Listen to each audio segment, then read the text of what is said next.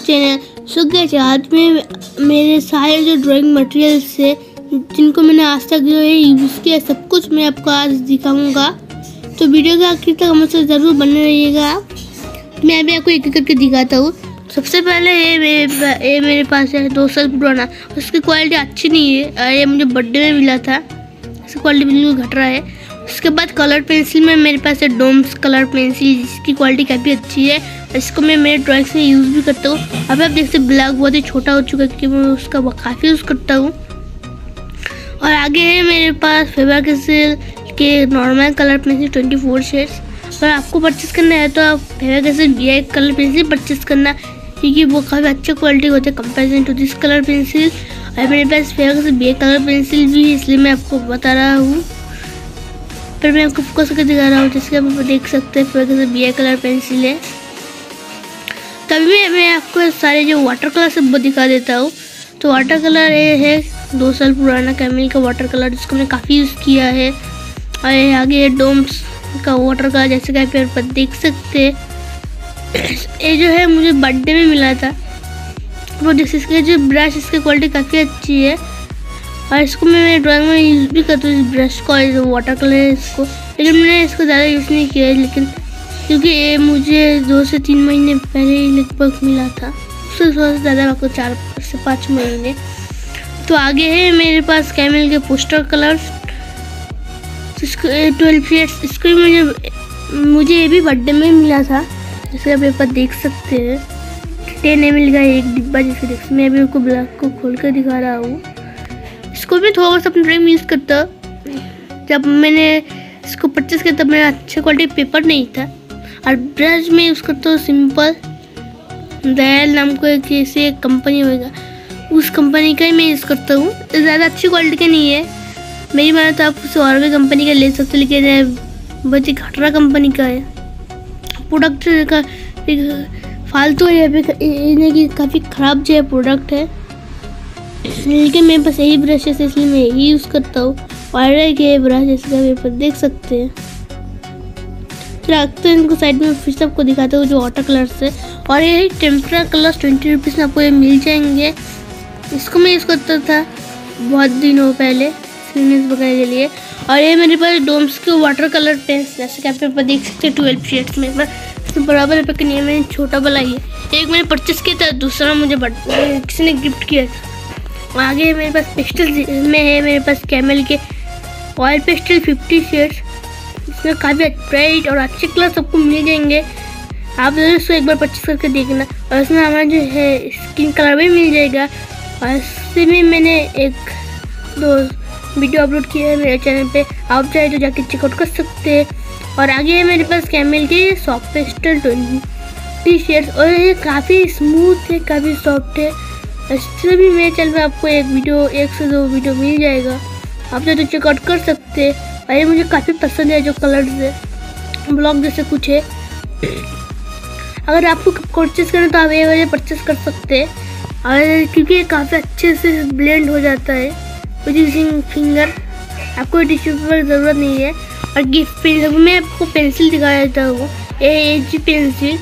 तो हम लोग जिस शॉप में गए थे पेंसिल को परचेस करने के लिए, वहाँ पर अप्सरा का एच पेंसिल ले थे, इसलिए लायरा का एच पेंसिल हम लोग परचेस करके लेकर आए थे। और मैं आपको सारे पेंसिल जो एक बार खोल कर दिखा रहा हूँ, HB 2B 4B 6B सारे पेंसिल मैं आपको खोल के दिखा रहा हूँ। पेंसिल छोटा हो चुका है, इसलिए मैंने इसको जो एक्सटेंडर पे लगा के रखा है, जैसे कि आप यहाँ पर देख सकते हैं।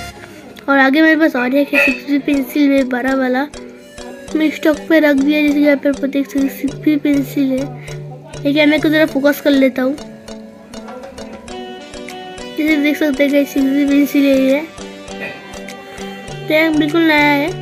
और आगे है मेरे पास एक अप्सरा की 80 पेंसिल, देख सकते हैं बिल्कुल शार्प है। और है डोम्स की 5H पेंसिल, एक किट में मुझे मिला था। ये 5H पेंसिल आप देख रहे हैं, 5H पेंसिल है, मुझे एक किट में मिला था।